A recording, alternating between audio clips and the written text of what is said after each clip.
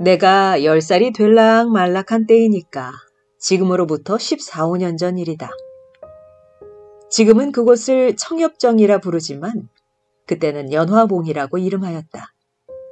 즉 남대문에서 바로 내려다보면은 오정포가 놓여있는 산등성이가 있으니 그 산등성이 이쪽이 연화봉이요. 그 세에 있는 동네가 역시 연화봉이다. 지금은 그곳에 빈민굴이라고 할 수밖에 없이 지저분한 촌락이 생기고 노동자들밖에 살지 않는 곳이 되어버렸으나 그때에는 자기네 딴은 행세한다는 사람들이 있었다. 집이라고는 10여 호밖에 있지 않았고 그곳에 사는 사람들은 대개 과목밭을 하고 또는 채소를 심거나 아니면 콩나물을 길러서 생활을 하여 갔었다. 여기에 그중 큰 과목밭을 갖고 그중 여유 있는 생활을 하여 가는 사람이 하나 있었는데 그의 이름은 잊어버렸으나 동네 사람들이 부르기를 오생원이라고 불렀다. 얼굴이 동탕하고 목소리가 마치 여름에 버드나무에 앉아서 길게 목 느려 우는 매미소리같이 저르렁 저르렁 하였다.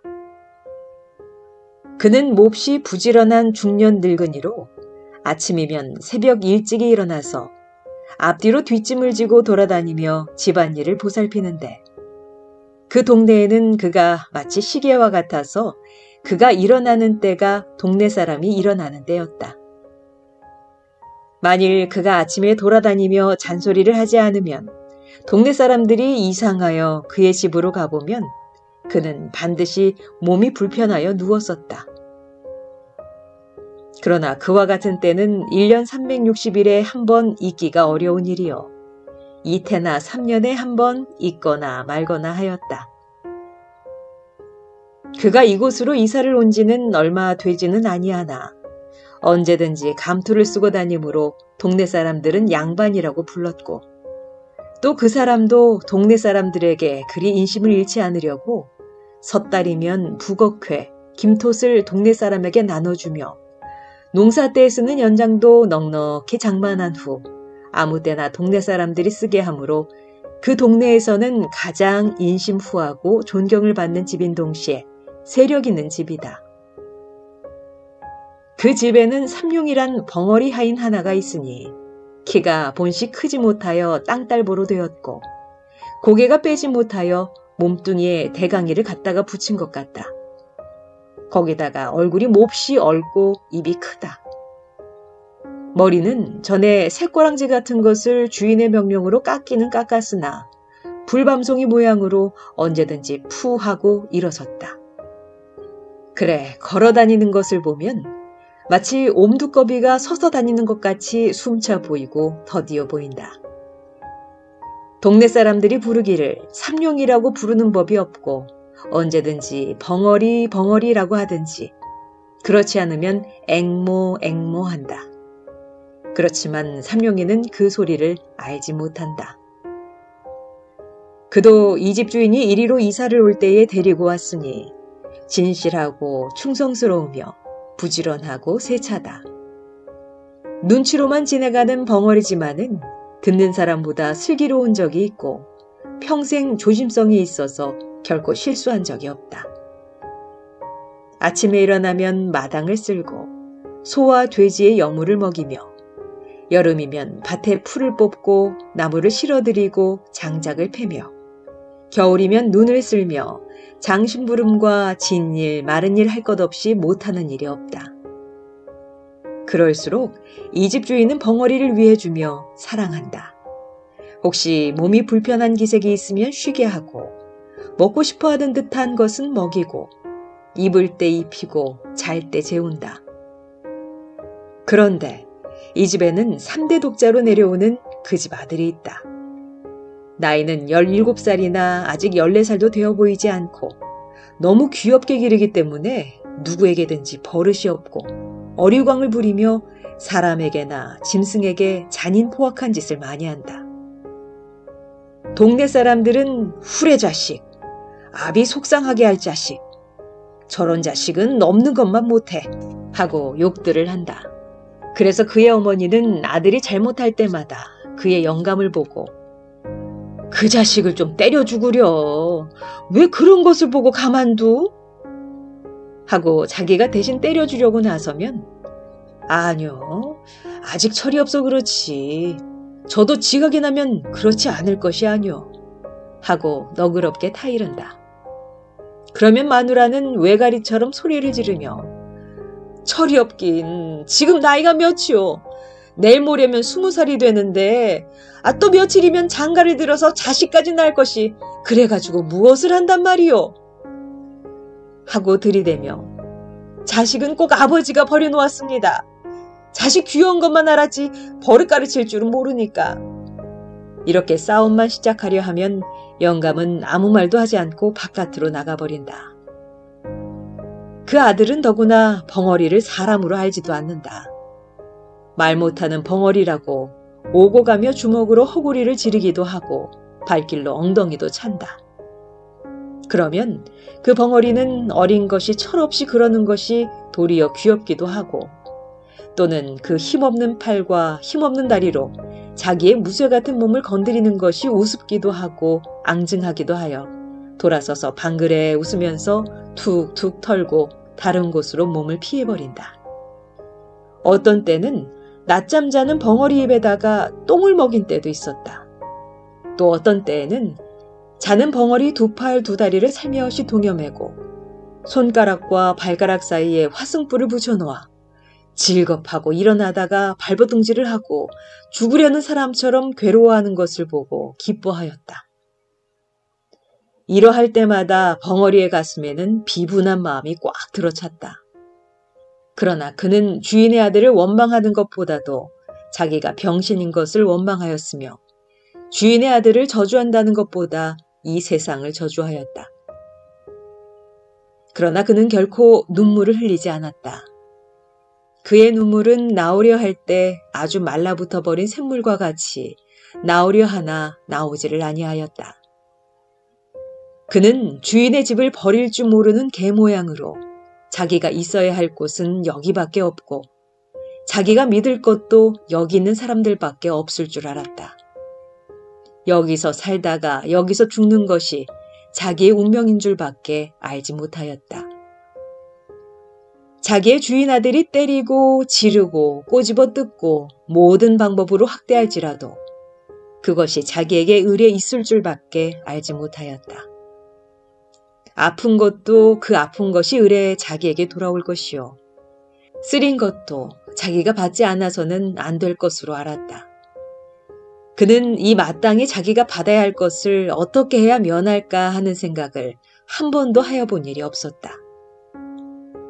그가 이 집에서 떠나가려거나 또는 그의 생활 환경에서 벗어나려는 생각은 한 번도 해보지 못하였다 할지라도 그는 언제든지 그 주인 아들이 자기를 학대하고 또는 자기를 못살게 굴 때 그는 자기의 주먹과 또는 자기의 힘을 생각하여 보았다. 주인 아들이 자기를 때릴 때 그는 주인 아들 하나쯤은 넉넉히 제지할 힘이 있는 것을 알았다. 어떠한 때는 아픔과 쓰림이 자기의 몸으로 스며들 때면 그의 주먹은 떨리면서 어린 주인의 몸을 치려 하다가는 그것을 무서운 고통과 함께 꽉 참았다. 그는 속으로 아니다. 그는 나의 주인의 아들이다. 그는 나의 어린 주인이다. 하고 꾹 참았다. 그리고는 그것을 얼핏 잊어버렸다.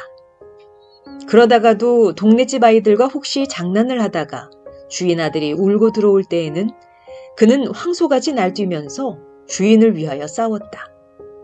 그래서 동네에서도 어린애들이나 장난꾼들이 벙어리를 무서워하여 감히 덤비지를 못하였다. 그리고 주인 아들도 위급한 경우에는 언제든지 벙어리를 찾았다. 벙어리는 얻어맞으면서도 기어드는 충견 모양으로 주인의 아들을 위하여 싫어하지 않고 힘을 다하였다. 벙어리가 23살이 될 때까지 그는 물론 이성과 접촉할 기회가 없었다. 동네의 처녀들이 저를 벙어리 벙어리 하며 괴상한 손짓과 몸짓으로 놀려먹음을 받을 적에 분하고 곤란한 중에도 느긋한 즐거움을 느껴본 일은 있었으나 그가 결코 사랑으로서 어떠한 여자를 대해본 일은 없었다. 그러나 정욕을 가진 사람인 벙어리도 그의 피가 차디찰 리는 없었다. 혹 그의 피는 더욱 뜨거웠을는지도 알 수 없었다. 뜨겁다 뜨겁다 못하여 엉기어버린 엿과 같을지도 알 수 없었다.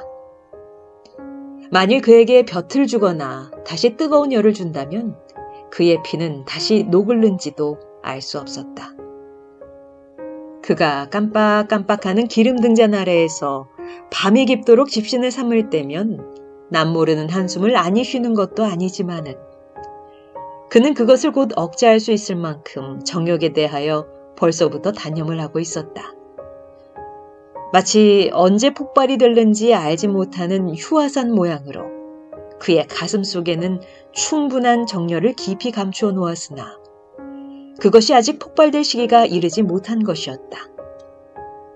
비록 폭발이 되려고 무섭게 격동함을 벙어리 자신도 느끼지 않는 바는 아니지만은 그는 그것을 폭발시킬 조건을 얻기 어려웠으며 또는 자기가 여태까지 능동적으로 그것을 나타낼 수가 없을 만큼 외계의 압축을 받았으며 그것으로 인한 이지가 너무 그에게 자제력을 강대하게 하여 주는 동시에 또한 너무 그것을 단념만 하게 하여 주었다.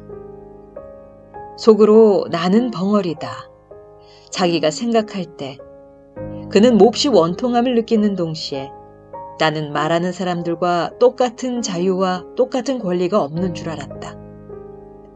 그는 이와 같은 생각에서 언제든지 단념 않으려야 단념하지 않을 수 없는 그 단념이 쌓이고 쌓여 지금에는 다만 한 개의 기계와 같이 이 집의 노예가 되어 있으면서도 그것을 자기의 천직으로 알고 있을 뿐이요. 다시는 자기가 살아갈 세상이 없는 것 같이밖에 알지 못하게 된 것이다. 그해 가을이다. 주인의 아들이 장가를 들었다. 색시는 신랑보다 2살 위인 19살이다. 주인이 본시 자기가 언제든지 문벌이 얕은 것을 한탄하여 신부를 구할 때의 첫째 조건이 문벌이 높아야 할 것이었다. 그러나 문벌이 있는 집에서는 그리 쉽게 색시를 내놓을 리가 없었다. 그러므로 하는 수 없이 그 어떠한 영락한 양반의 딸을 돈을 주고 사오다시피 하였으니 무남 동녀의 딸을 둔 남촌 어떤 과부를 꿀을 발라서 약혼을 하고 혹시나 무슨 딴소리가 있을까 하여 부랴부랴 성례식을 시켜버렸다. 혼인할 때의 비용도 그때 돈으로 3만냥을 썼다. 그리고 아들의 처갓집에 며느리 뒤 보아주는 바느질삭, 빨래삭시라는 명목으로 한 달에 2,500냥씩을 대어주었다. 신부는 자기 아버지가 돌아가기 전까지 상당히 견디기도 하고 또는 금지옥엽같이 기른 터이라 구식가정에서 배울 것, 익힐 것, 못하는 것이 없고 게다가 또는 인물이라든지 행동거지에 조금도 구김이 있지 아니하다. 신부가 오자 신랑의 흠절이 생기기 시작하였다. 신부에게다 대면 두루미와 까마귀지. 아직도 철딱서니가 없어. 색시에게 쥐어 지내겠지? 신랑에겐 과지. 동네집 말 좋아하는 옆에 애들이 모여 앉으면 이렇게 비평들을 한다. 어떠한 남의 걱정 잘하는 마누라님은 간혹 신랑을 보고는 그대로 세워놓고 글쎄 인제는 어른이 되었으니 셈이 좀 나요. 저리고 어떻게 색시를 거느려 가노. 색시방에 들어가기가 부끄럽지 않담? 하고 들이대다시피 하는 일이 있다. 이럴 적마다 신랑의 마음은 그 말하는 이들이 미웠다. 일부러 자기를 부끄럽게 하려고 하는 것 같아서 그 후에 그를 만나면 말도 안 하고 인사도 하지 아니한다. 또 그의 고모되는 이가 와서 자기 조카를 보고 인제는 어른이야. 너도 그만하면 지각이 날 때가 되지 않았니? 내 처가 부끄럽지 아니하냐? 하고 타이를 적마다 그의 마음은 그 말하는 사람이 부끄럽다는 것보다도 자기를 이렇게 하게 한 자기 아내가 더욱 밉살머리스러웠다. 여편 내가 다 무엇이냐? 저 빌어먹으려니 들어오더니 나를 이렇게 못살게들 굴지. 혼이 난 지 며칠이 못 되어 그는 색시방에 들어가지를 않았다. 집안에서는 야단이 났다. 마치 돼지나 말 새끼를 혼례시키려는 것 같이 신랑을 색시방으로 집어넣으려 하나 막무가내였다. 그럴 때마다 신랑은 손에 닥치는 대로 집어 때려서 자기의 외사촌 누이의 이마를 뚫어서 피까지 나게 한 일이 있었다.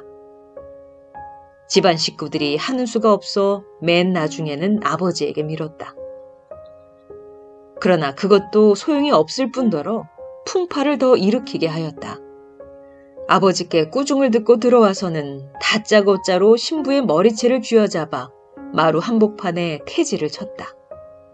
그리고는 이년, 네 집으로 가거라. 보기 싫다. 내 눈앞에는 보이지도 마라. 하였다. 밥상을 가져오면 그 밥상이 마당 한복판에서 제주를 넘고 옷을 가져오면 그 옷이 쓰레기통으로 나간다. 이리하여 색시는 시집 오던 날부터 팔자 한탄을 하고서 날마다 밤마다 우는 사람이 되었다. 울면 요사스럽다고 때린다. 또 말이 없으면 빙축 맞다고 친다. 이리하여 그 집에는 평화스러운 날이 하루도 없었다. 이것을 날마다 보는 사람 가운데 알 수 없는 의욕을 품게 된 사람이 하나 있으니 그는 곧 벙어리 삼룡이었다. 그렇게 예쁘고 유순하고 그렇게 얌전한 벙어리의 눈으로 보아서는 감히 손도 대지 못할 만큼 선녀 같은 색시를 때리는 것은 자기의 생각으로는 도저히 풀 수 없는 의심이었다.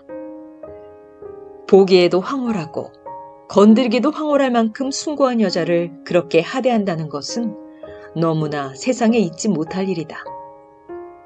자기는 주인 세서방에게 개나 돼지같이 얻어맞는 것이 마땅한 이상으로 마땅하지만은 선녀와 짐승의 차가 있는 색시와 자기가 똑같이 얻어맞는 것은 너무 무서운 일이다. 어린 주인이 천벌이나 받지 않을까 두렵기까지 하였다. 어떠한 달밤, 사면은 고요적막하고 별들은 드문드문 눈들만 깜빡이며 반달이 공중에 뚜렷이 달려있어 수은으로 세상을 깨끗하게 닦아낸 듯이 청명한데 삼룡이는 검둥개 등을 쓰다듬으며 바깥마당 멍석 위에 비스시 드러누워 하늘을 쳐다보며 생각하여 보았다. 주인 색시를 생각하면 공중에 있는 달보다도 더 곱고 별들보다도 더 깨끗하였다. 주인 색시를 생각하면 달이 보이고 별이 보이었다. 삼라만상을 씻어내는 은빛보다도 더 흰 달이나 별의 광채보다도 그의 마음이 아름답고 부드러운 듯하였다. 마치 달이나 별이 땅에 떨어져 주인 새아씨가 된 것도 같고 주인 새아씨가 하늘에 올라가면 달이 되고 별이 될 것 같았다. 더구나 자기를 어린 주인이 때리고 꼬집을 때 감히 입 벌려 말은 하지 못하나 치근하고 불쌍히 여기는 정이 그의 두 눈에 나타나는 것을 다시 생각할 때 그는 부들부들한 개 등을 어루만지면서 감격을 느꼈다. 개는 꼬리를 치며 자기를 귀여워하는 줄 알고 벙어리에 손을 핥았다. 삼룡이의 마음은 주인 아씨를 동정하는 마음으로 가득 찼다. 또는 그를 위하여서는 자기의 목숨이라도 아끼지 않겠다는 의분에 넘치었다. 그것은 마치 살구를 보면 입속에 침이 도는 것 같이 본능적으로 느껴지는 감정이었다. 새댁이 온 뒤에 다른 사람들은 자유로운 안 출입을 금하였으나 벙어리는 마치 개가 마음대로 안에 출입할 수 있는 것 같이 아무 의심 없이 출입할 수가 있었다. 하루는 어린 주인이 먹지 않던 술이 잔뜩 취하여 무지한 놈에게 맞아서 길에 자빠진 것을 업어다가 안으로 들여다 누인 일이 있었다. 그때에 아무도 안에 있지 않고 다만 새색시 혼자 방에서 바느질을 하고 있다가 이 꼴을 보고 벙어리의 충성된 마음이 고마워서 그 후에 쓰던 비단 헝겊 조각으로 부시쌈지 하나를 만들어준 일이 있었다. 이것이 새서방님의 눈에 띄었다. 그래서 색시는 어떤 날 밤 자던 몸으로 마당 복판에 머리를 푼 채 내동댕이 쳐졌다. 그리고 온몸에 피가 맺히도록 얻어맞았다. 이것을 본 벙어리는 또다시 의분의 마음이 뻗쳐 올라왔다. 그래서 미친 사자와 같이 뛰어들어가 새 서방님을 내어던지고 새색시를 둘러매었다. 그리고 나는 수리와 같이 밭갓사랑 주인 영감 있는 곳으로 뛰어가 그 앞에 내려놓고 손짓과 몸짓을 10번, 20번 거푸하며 하소연하였다. 그 이튿날 아침에 그는 주인 새서방님에게 물풀에로 얼굴을 몹시 얻어맞아서 한쪽 뺨이 눈을 얼러서 피가 나고 주먹같이 부었다. 그 때릴 적에 새서방의 입에서 나오는 말은 이 흉측한 벙어리 같으니 내 옆편내를 건드려? 하고 부시쌈지를 빼앗아 갈갈이 찢어서 뒷간에 던졌다. 그러고 이놈아, 인제는 주인도 몰라보고 막 친다. 이런 것은 죽여야 해. 하고 채찍으로 그의 뒷덜미를 갈겨서 그 자리에 쓰러지게 하였다. 벙어리는 다만 두 손으로 빌 뿐이었다. 말도 못하고 고개를 몇백 번 코가 땅에 닿도록 그저 용서해달라고 빌기만 하였다. 그러나 그의 가슴에는 비로소 숨겨있던 정의감이 머리를 들기 시작하였다. 그는 아픈 것을 참아가면서도 북받치는 분노를 억제하였다. 그때부터 벙어리는 안방에 들어가지 못하였다. 이 들어가지 못하는 것이 더욱 벙어리로 하여금 궁금증이 나게 하였다. 그 궁금증이라는 것이 묘하게 빛이 변하여 주인 아씨를 배웁고 싶은 심정으로 변하였다. 배웁지 못함으로 가슴이 타올랐다. 몹시 애상의 정서가 그의 가슴을 저리게 하였다. 한 번이라도 아씨를 배울 수가 있으면 하는 마음이 나더니 그의 마음의 넋은 느끼기를 시작하였다. 센티멘털한 가운데에서 느끼는 그 무슨 정서는 그에게 생명 같은 희열을 주었다. 그것과 자기의 목숨이라도 바꿀 수 있을 것 같았다. 어떤 때는 그대로 대강이로 담을 뚫고 들어가고 싶도록 주인 아씨를 배웁고 싶은 것을 꼭 참을 때도 있었다. 그 후부터는 밥을 잘 먹을 수가 없었다. 일도 손에 잡히지 않았다. 틈만 있으면 안으로만 들어가고 싶었다.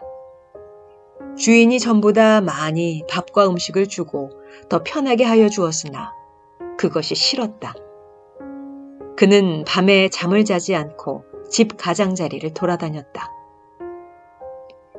하루는 주인 새서방님이 술이 취하여 들어오더니 집안이 수선수선하여지며 계집하인이 약을 사러 갔다 들어오는 것을 보고 그 계집하인을 붙잡았다. 그리고 무엇이냐고 물었다. 계집하인은 한 주먹을 뒤통수에 대고 얼굴을 쓰다듬으며 둘째 손가락을 내밀었다. 그것은 그 집 주인은 엄지손가락이요. 둘째 손가락은 새서방이라는 뜻이요. 주먹을 뒤통수에 대는 것은 여편네라는 뜻이요. 얼굴을 문지르는 것은 예쁘다는 뜻으로 벙어리에게 쓰는 암호다. 그런 뒤에 다시 혀를 내밀고 눈을 뒤집어 쓰는 형상을 하고 두 팔을 싹 벌리고 뒤로 자빠지는 꼴을 보이니 그것은 사람이 죽게 되었거나 앓을 적에 하는 말 대신의 손짓이다. 벙어리는 눈을 크게 뜨고 계집하인에게 한 발자국 가까이 들어서며 놀라는 듯이 멀거니 한참이나 있었다. 그의 가슴은 무섭게 격동하였다. 자기의 그리운 주인 아씨가 죽었다는 말이나 아닌가. 그는 두 주먹을 마주치며 한숨을 쉬었다. 그리고는 자기 방에서 무엇을 생각하는 것처럼 두어 시간이나 두 눈만 껌뻑껌뻑하고 앉았었다.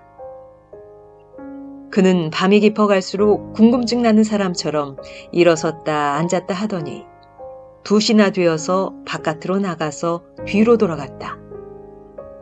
그는 도둑놈처럼 조심스럽게 바로 건넌방 뒤 미닫이 앞담에 서서 주저주저 하더니 담을 넘었다. 가까이 창 앞에 서서 문틈으로 안을 살피다가 그는 진저리를 치며 물러섰다. 어두운 밤에 그의 손과 발이 마치 그 뒤에 서 있는 감나무 잎같이 떨리더니 그대로 문을 박차고 뛰어들어갔을 때 그의 팔에는 주인 아씨가 한 손에는 기다란 명주 수건을 들고서 한 팔로 벙어리의 가슴을 밀치며 뻗디디었다. 벙어리는 다만 눈이 둥그래서 에헤 소리만 지르고 그 수건을 뺏으려 애쓸 뿐이다. 집안이 야단났다.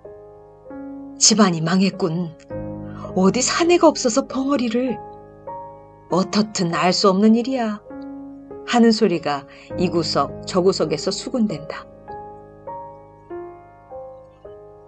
그 이튿날 아침에 벙어리는 온몸이 짓이긴 것이 되어 마당에 거꾸러져 입에서 피를 토하며 신음하고 있었다.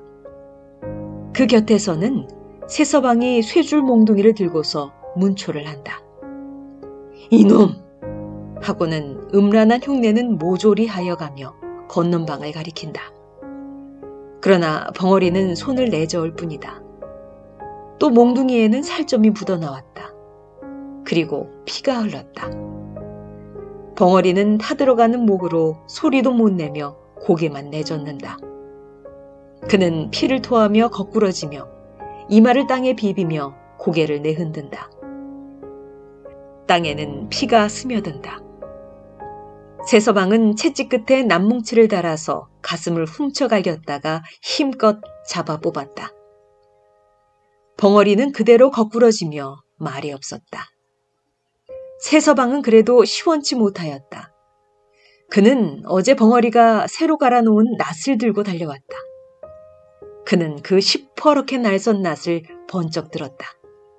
그래서 벙어리를 찌르려 할 때 벙어리는 한 팔로 그것을 받았고 집안 사람들은 달려들었다. 벙어리는 낫을 뿌리쳐 저리로 내던졌다. 주인은 집안이 망하였다고 사랑에 누워서 모든 일을 들은 채 만 채 문을 닫고 나오지를 아니하며 집안에서는 색시를 쫓는다고 야단이다. 그날 저녁에 벙어리는 다시 끌려 나왔다.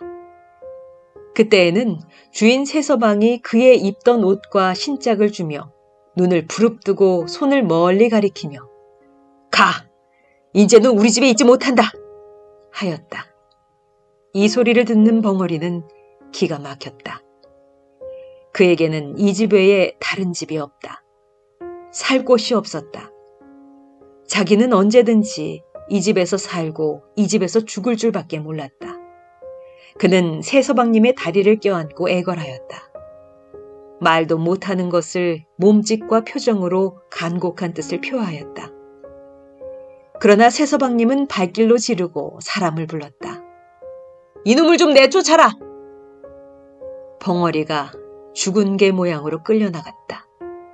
그리고 대갈배기를 개천 구석에 들이박히면서 나가 곤드라졌다가 일어서서 다시 들어오려 할 때에는 벌써 문이 닫혀 있었다.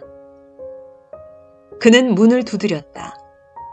그의 마음으로는 주인 영감을 찾았으나 부를 수가 없었다.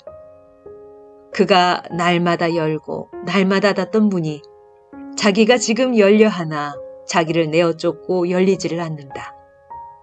자기가 건사하고 자기가 거두던 모든 것이 오늘에는 자기의 말을 듣지 않는다. 어려서부터 지금까지 모든 정성과 힘과 뜻을 다하여 충성스럽게 일한 값이 오늘에는 이것이다. 그는 비로소 믿고 바라던 모든 것이 자기의 원수란 것을 알았다. 그는 모든 것을 없애버리고 자기도 또한 없어지는 것이 나은 것을 알았다. 그날 저녁 밤은 깊었는데 멀리서 닭이 우는 소리와 함께 개 짖는 소리만이 들린다. 난데없는 화염이 벙어리 있던 오생원 집을 에워쌌다. 그 불을 미리 놓으려고 준비하여 놓았는지 집 가장자리 쭉 돌아가며 흩어놓은 풀에 모조리 돌라붙어 공중에서 내려다보면 집의 윤곽이 선명하게 보일 듯이 타오른다. 불은 마치 피 묻은 살을 맛있게 잘라먹는 요마의 혓바닥처럼 날름날름 집 한 채를 삽시간에 먹어버렸다. 이와 같은 화염 속으로 뛰어들어가는 사람이 하나 있으니 그는 다른 사람이 아니라 낮에 이 집을 쫓겨난 삼룡이다. 그는 먼저 사랑에 가서 문을 깨뜨리고 주인을 업어다가 밭 가운데 놓고 다시 들어가려 할제 그의 얼굴과 등과 다리가 불에 대어 쭈그러져 드는 것을 알지 못하였다. 그는 건넌방으로 뛰어들었다. 그러나 색시는 없었다. 다시 안방으로 뛰어들었다. 그러나 또 없고 새서방이 그의 팔에 매달리어 구원하기를 애원하였다. 그러나 그는 그것을 뿌리쳤다. 다시 석가래의 불이 시뻘겋게 타면서 그의 머리에 떨어졌다. 그러나 그는 그것을 몰랐다. 부엌으로 가보았다. 거기서 나오다가 문설주가 떨어지며 왼팔이 부러졌다. 그러나 그것도 몰랐다. 그는 다시 광으로 가보았다. 거기도 없었다. 그는 다시 건넌방으로 들어갔다. 그때야 그는 색시가 타 죽으려고 이불을 쓰고 누워있는 것을 보았다. 그는 색시를 안았다. 그리고는 길을 찾았다. 그러나 나갈 곳이 없었다. 그는 하는 수 없이 지붕으로 올라갔다. 그는 비로소 자기의 몸이 자유롭지 못한 것을 알았다. 그러나 그는 자기가 여태까지 맛보지 못한 즐거운 쾌감을 자기의 가슴에 느끼는 것을 알았다.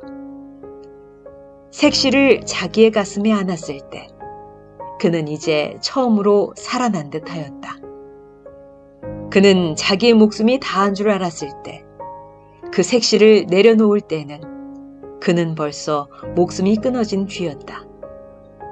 집은 모조리 타고 벙어리는 색시를 무릎에 뉘고 있었다. 그의 울분은 그 불과 함께 사라졌을는지 평화롭고 행복스러운 웃음이 그의 입 가장자리에 10개 나타났을 뿐이다.